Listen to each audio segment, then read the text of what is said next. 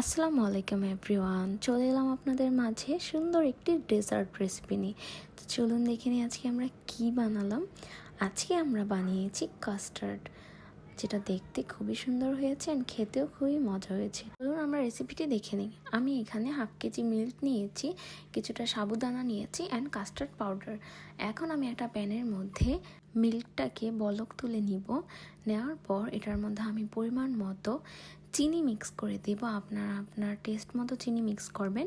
এটা এত বেশি মিষ্টি হবে না, একটু কমই হবে, কারণ যেহেতু একটা ডেজার্ট অ্যান্ড এটার মধ্যে সব মিষ্টি জাতীয় ফ্রুটস থাকবে, তো চিনিটা আপনার স্বাদ মতো অ্যাড করে নেবেন। সাবুদানাটা আমি ধুয়ে নিয়েছি অ্যান্ড আমি 1/2 কেজি মিল্কের মধ্যে 2.5 চামচের মতো কাস্টার্ড পাউডার আমি অ্যাড করে নিব অ্যান্ড এটা আমি একটু পানির সাথে মিশিয়ে সাইডে রেখে দিব কিছুক্ষণ। রেখে দেওয়ার পর এটা মিল্কের সাথে মিক্স করতে হবে। তো আমাদের দেখতেই পাচ্ছেন যে মিল্কটার মধ্যে অলরেডি বলক চলে এসছে অ্যান্ড এই পর্যায়ে আমি এখন সাবুদানাগুলো দিয়ে দেবো অ্যান্ড সাবুদানাগুলো দিয়ে একটু নেড়ে নিব। এর মধ্যে আমি ফ্রুটগুলো কেটে নিব। আপনারা চাইলে যে কোনো ধরনের ফ্রুট অ্যাড করতে পারেন, আমি যা দিয়েছি তাই দিতে হবে এরকম না। আমার হাতের সামনে যা ছিল আমি ওইগুলো দিয়ে বানানোর ট্রাই করেছি। আপনারাও চেষ্টা করবেন যেসব ফ্রুটগুলো মিল্কের সাথে সুইটেবল, মানে মিল্কের সাথে নেওয়া যায়, ওইগুলো কাস্টার্ডের ইউজ করার। এখন আমার সাবুদানাটাও ফুটে এসেছে, তো এখন আমি কাস্টার্ড পাউডারটা যে মিক্স করে রেখেছিলাম ওইটা একটু একটু করে এভাবে দিয়ে দেব। আপনারা একবারে দিয়ে দিবেন না, তাহলে এটা জমে যাওয়ার সম্ভাবনা থাকতে পারে। একটু একটু করে মিক্স করার ট্রাই করবেন। এখন আমি ফ্রুটগুলোকে কেটে নিচ্ছি সুন্দর মতো। এইভাবে একদম স্লাইস করে কেটে নেবেন, চিকন চিকন করে, যাতে এটার মিক্সচারটা অনেক সুন্দর হয়, দেখতেও যাতে সুন্দর লাগে। কারণ আমরা একটা জিনিস তৈরি করছি শুধু খাওয়ার জন্য না, ওইটার প্রেজেন্টেশনটা অনেক ম্যাটার করে। হোক আমরা বাসাতে খাচ্ছি তো কি হয়েছে, যাতে দেখতেও সুন্দর লাগে। দেখতে সুন্দর তো খেতেও ভালো লাগবে, তাই না? আমার কাছে কেমন লাগে সেটা জানি না, বাট আমার কাছে প্রেজেন্টেশনটা অনেক ম্যাটার করে।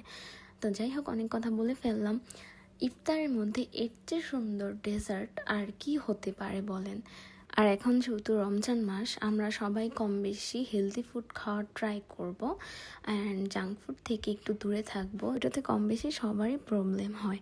অ্যান্ড আমি খেজুর নিয়ে নিয়েছি অ্যান্ড এখন তরমুজটাকে একটু কেটে নিচ্ছি। এটা বুঝতেছিলাম না যে কিভাবে কাটবো, বাট তারপর একটু ছোটো ছোটো করে সুন্দর মতো কেটে নিলাম।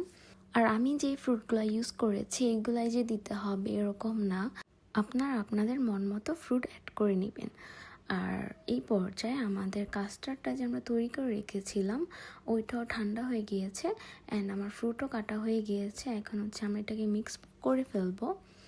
এই তো এখন আমি ফ্রুটগুলো সব দিয়ে নিচ্ছি, দিয়ে একদম সব মিক্স করে এটাকে আমি ঘন্টা খানেকের মতো ফ্রিজের মধ্যে রেখে দিব সেট হওয়ার জন্য। এই ডেজার্টটা ঠান্ডা ঠান্ডা খেতে অনেক ভালো লাগে। আপনারাও একদিন বাসায় সবাই ট্রাই করে দেখবেন অ্যান্ড জানাবেন যে কেমন হয়েছে।